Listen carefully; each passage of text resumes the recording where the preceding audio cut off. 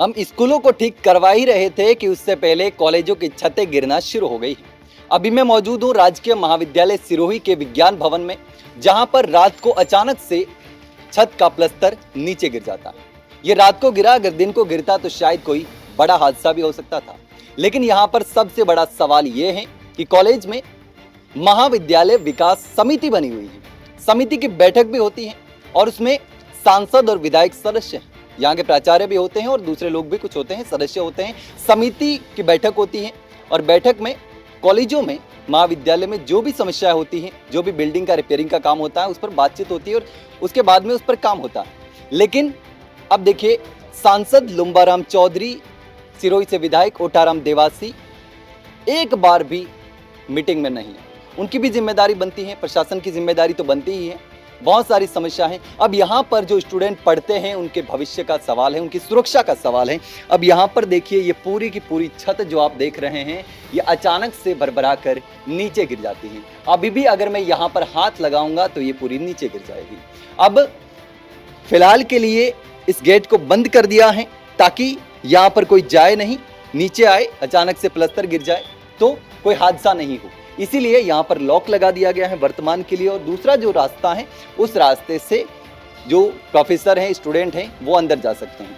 लेकिन अब सोचिए कि सिरोही पिछड़ा हुआ क्यों? इसके जिम्मेदार आप भी हैं और यहाँ के जनप्रतिनिधि भी, चाहे पूर्व हो वर्तमान हो, क्योंकि इस बिल्डिंग को बने हुए 40 साल से ज्यादा का समय हो चुका है। कितनी ही सरकारें आई, कितनी गई, लेकिन शिक्षा पर, कॉलेज की बिल्डिंग्स पर, स्कूलों पर ध्यान नहीं दिया जा रहा, क्योंकि शिक्षा को शायद महत्व नहीं दिया जा रहा। शिक्षा को महत्व दिया जाता तो ये स्थिति ना होती, कॉलेजों की ये हालत ना होती, इस तरीके से छतें ना गिरती। यहाँ पर अगर मैं हाथ लगाऊंगा तो अभी भी देखिए कंकड़ नीचे गिर रहे हैं। यानी बाद में अगर इसको रिपेयर भी करवा दिया जाएगा, उसके बाद भी ये छत गिरने की संभावना बनी हुई है।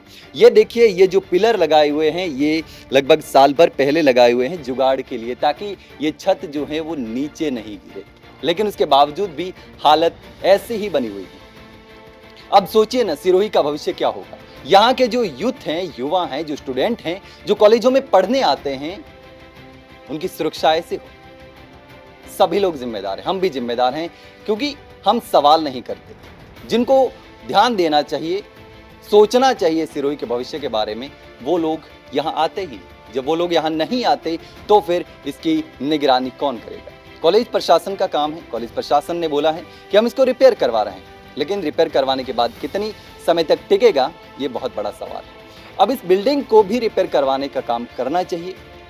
लगभग पहले बजट भी कोई सेक्शन हुआ था, लेकिन वो भी काम अधर में लटका हुआ है, क्योंकि वहां पर काम नहीं हो पा रहा था। सॉइल टेस्टिंग की बात की जा रही थी, लेकिन सॉइल टेस्टिंग भी नहीं हो रही।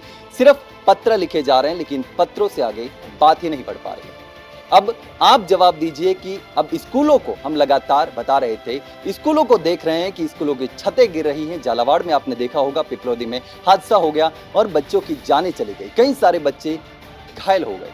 उसके बाद भी ऐसी घटनाएं सामने आ रही हैं। अब कॉलेजों में भी ऐसी घटनाएं सामने आ रही हैं।